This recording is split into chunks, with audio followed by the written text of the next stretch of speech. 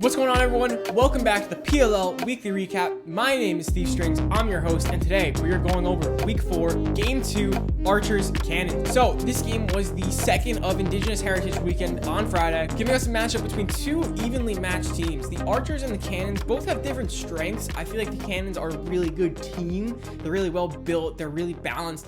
They got good players at every position, where the Archers just have tons of firepower on offense, and it's ridiculous. Jeremy Thompson was back in the booth commentating once again, which if you heard my last video, you know how much I appreciate the perspective of any of the Thompson brothers, or really any Native American lacrosse player. But Jeremy Thompson specifically did a really great job in the commentary booth. I've honestly loved to have him back full time as a commentator or a field reporter or something like that. I just love to hear his voice on my TV. He's got great perspective, great information. More of that, please. And finally, the long-awaited return of the robot Graeme Hossack, which is a great sight for all Archers fans out there. There's a little bit of a hole in that defense, definitely missing a leader type figure, definitely missing that big, strong presence. I mean, he's probably the best defender in the world, right? I mean, I would say so. Glad to see that he is finally back from paternity leave. Congratulations, Daddy Hossack. So hopefully now the Archers won't just be so offensive heavy, and they can have a stout defense as well. And for the Cannons, not too much of a change to their roster this week, except for the fact that both Kavanagh brothers are not in the lineup. Very interesting. I know Pat Kavanagh had a little bit of an injury, so that's understandable, especially with that long season that he had in the NCAA,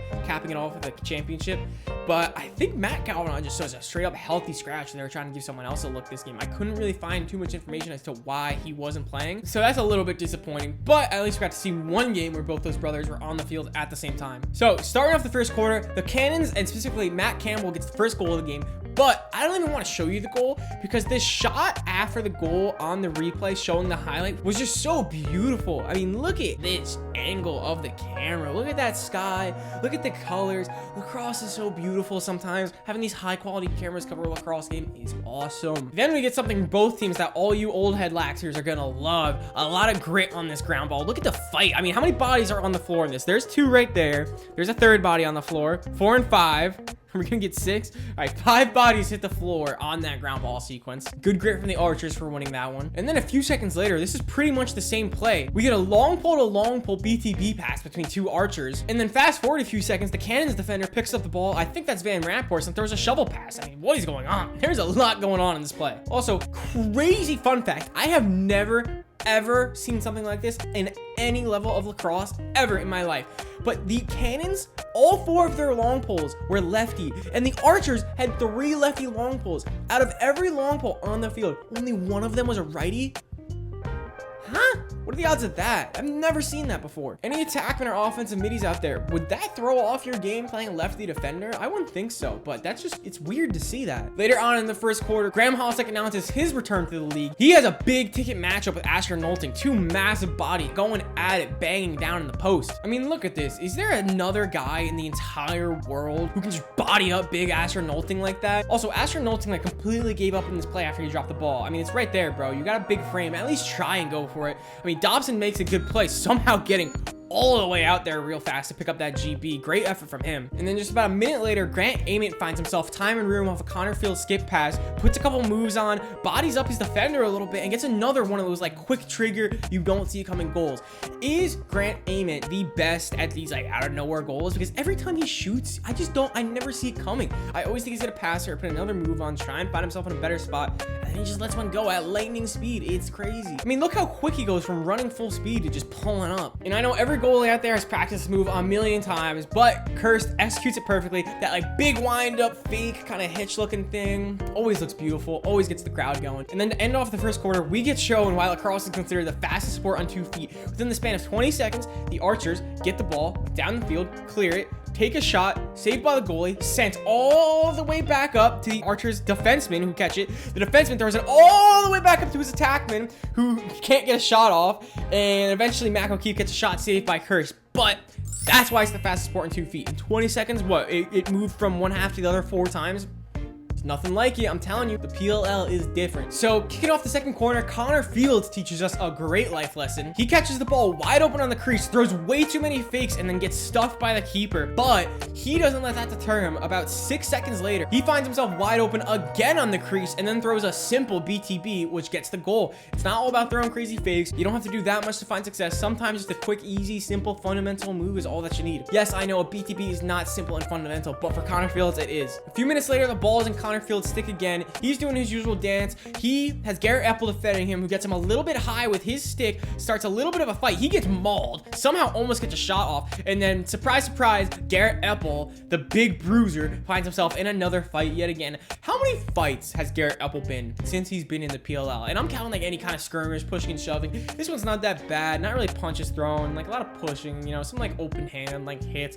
No one got hurt, it's fine, but Garrett Epple's in the middle of these all the time. It's funny. Once again, shout out to the real MVPs in the PLL. These two cameramen, where every time there's a fight, they sprint on the field, not missing a moment. I mean, if I see a bunch of these massive athletes throwing hands, I'm not sprinting in like that. Respect to them. I mean, look at this girl. She's not worried at all. She's like 2 feet from them. I need her recording my school fights next time. As we roll that scrum, the Cannons are man up 5-on-4, which is always kind of interesting seeing those weird situations. But Matt Campbell catches it at the top of the 2-point arc and lets a bomb go. This one looks great. High to low, high to stick kind of from the keeper. This one was a nice, powerful high to low shot. A little bit of a deception, hiding his stick kind of behind his head right before he lets that go. Bouncer, you're not saving that. The Archers come right back to field though. Nasty pass from Grant Ament to Matt O'Keefe. And then if you're under the age of 18, don't watch this. This is disgusting. Oh, that's gruesome. Leaves his man on the floor and then rips one. Ugh. Once again, I'm going to show you another angle, but viewer discretion, this is disgusting. Matt O'Keefe, man, just a little fake shot, another hitch, backpedal, and then the placement on that shot too. Not even just dropping his defender, but the perfect placement on the finish. Didn't sell the clip.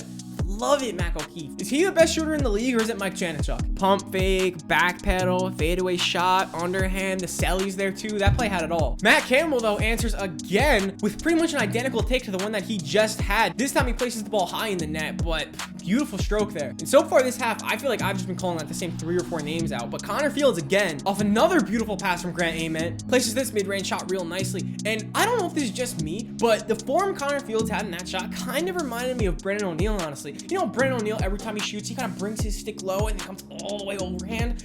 Not that Connor Fields' shot was as dramatic as one for Brennan O'Neill, but it looked kind of similar. He kind of brought it down with his cradle and then finished the shot coming all the way back up. Those are really hard to do. They feel so awkward. And the end off the half, a pretty standard goal here for Marcus Holman, just to catch and shoot from, not 5-5, but let's call it like 7-7. But that was his 328th career goal, which I didn't realize this, but that puts him all the way up at 3rd all-time in goals scored in a professional lacrosse player's career. I did not realize Marcus Holman had stats like that. I knew he was good. I knew he's been around for a while, but I didn't realize he was like up there in terms of that stat. That's kind of crazy. So what, only Paul Rabil and John Grant Jr. have more goals than Marcus Holman? Do we need to start having a conversation about Marcus Holman? At the end of the first half, the game is tied 6-6. Really close game, honestly. Pretty competitive. A couple 2 bombs from the Cannons. Pretty good offense as usual from the Archers. Let's get right into the second half. And then as a former short stick D midi, this is one of the wackest calls I've ever seen. This is a fundamental crowbar. This is not a holder. I don't even know what the ref called here, but that's beautiful. Incredible form from Goodrich. I don't see how that was called a hold. He, in one motion, wedges his stick under the arm of Grant Ament, kind of picks him up a little bit and just tosses him, and you're really gonna call that a hold? He wasn't holding him. Come on. The next play, defending man up, Kirst is able to save this shot from Matt O'Keefe. Someone picks up on the crease. He gets a double save, but he's not able to get the triple save. Almost there from him. His defender's got to be a little tighter in on that crease. Got to come down hard on hands. You can't let someone pick up a ground ball right there. He honestly almost had that triple save too. That was a good play from the goalie. But yeah, that was kind of BS. They shouldn't have been man down. That is a very, very rare Matty Palem L. So the very next play, right off the face off, I have no idea what Mike Susselberger is doing here. What is he doing with his stick? Because that's not a fake. That's not a cradle. And then he just heaves it to the corner, like not even close to his attack win. The clock wasn't running down. The shot clock was fully reset. What's he doing there? I don't know what he was doing with his stick. I don't know what that pass was.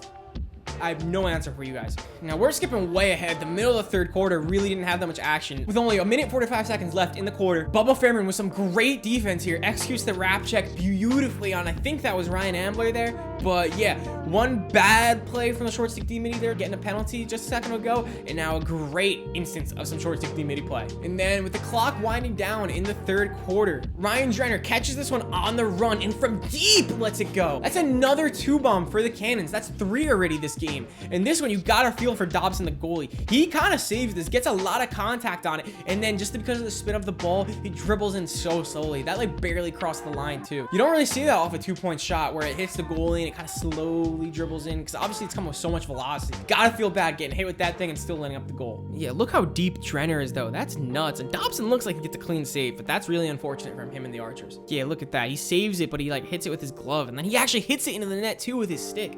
That sucks. We've seen a couple of those in the past week or two. I mean, Blaze Reardon had one, Timmy Trauner had one where he knocked into his own net, and now this one from Dobson. I feel like I don't really see this that often, but in the last 2 weeks, we've had like 3 instances of this similar type of play. So, moving on to the fourth quarter. This is where legends are made. The score is 10-8. Boston Cannons leading the game. Holman takes a shot from the defender as he's passing this to Ryan Jenner, who steps into another 2-bomb. That's 2 2-point goals from him, 2 2-point goals from Matt Campbell. And once again, another beautiful shot. Holman shaking up on the play. Obviously, he got hit pretty hard there, but he stick through it. Looks pretty bad here. You see him limping off the field. I feel like it almost looks like he might have had like some sort of ACL injury or something the way he was walking, but apparently it was just a cramp. He ended up coming back in the game. No big deal for him. Yeah, I mean, look at this. This looks scary at first. This is why I thought it was like an ACL or even like an Achilles injury, because he just takes a step back and then all of a sudden like jumps up. He's grabbing at his leg, like non-contact. He's not cutting hard or anything. That looks scary, but thank God he was okay. And then honestly, that was really the last highlight from the game, and that was with like 10 minutes left in the fourth.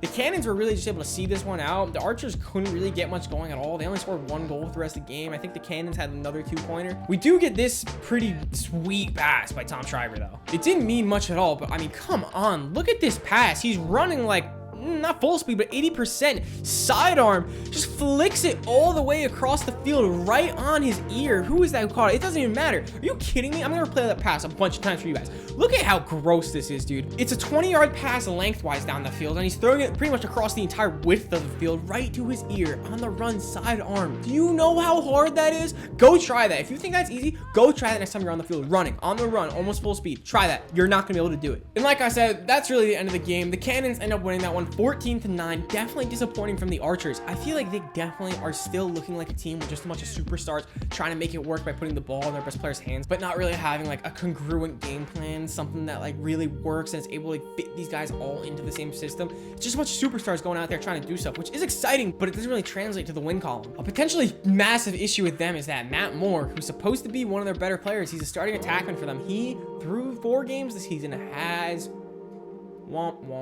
0 points. Not 0 goals, not 0 assists, 0 points. He has done nothing. Absolute stinker of a season so far from him. Interesting stat from this game. The Cannons and the Archers actually had the same amount of goals, but because the Cannons had 5 2-pointers, that's why they were able to win by 5 goals. It's gotta be somewhat frustrating for the Archers. Once again, I'm gonna say this until I get what I want. Jeremy Thompson needs to be back in the commentary booth for more PLL games. I don't only want to see him 1 week a season. I want him in there at least 2 or 3 times a season. He's great. I love listening to him talk about lacrosse. So let's wrap things up with just going over the notable performances from the game. Matt Campbell had 6 points and 2 2-pointers. Aslanian and Ryan Drenner had 4 points each. Marcus Holman, Asher Nolting, and Cursed. I can't be bothered to memorize these Cursed first names. They're all just going by Cursed to me. I'm sorry. It doesn't help when like 2 of them are C's. CJ, Cole. I'm sorry, I don't remember the last one's name. My bad. But he also had 3 points. Insane game from Zach Goodrich as a short stick D midi. He had 3 caused turnovers and 3 ground balls, which is amazing for a short stick D midi. On the other side of the field, Tom Schreiber only had 2 points. Yeah, I know only, but I mean, it's Captain America. It's Tom Schreiber. You have to hold him to a bit of a higher standard.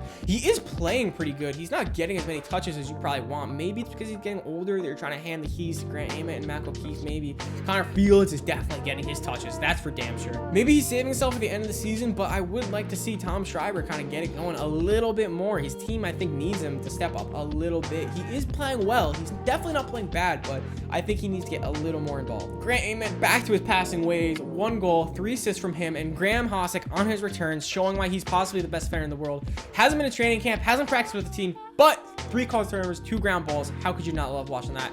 Big man just hack away at his attack. All right, everyone, that's all for me on this game today. Thank you very much for watching. If you liked the video, please drop a like. I do not ask you for likes until you make it to the end of the video, because I think it's a little bit rude to ask you to leave a review on the video before you've even seen it. So now that you've seen it, if you liked it, drop a like. If you didn't like it, please drop a comment. Let me know what I could do better. We will hopefully be able to post the recaps of the other 2 games from this weekend, but I am a bit busy in real life. But fuck all that. I'm trying to make videos about lacrosse. Stay tuned. The PLL gave us 2 other great games this weekend, and that's really it. Thank you guys very much for watching. Have a good day.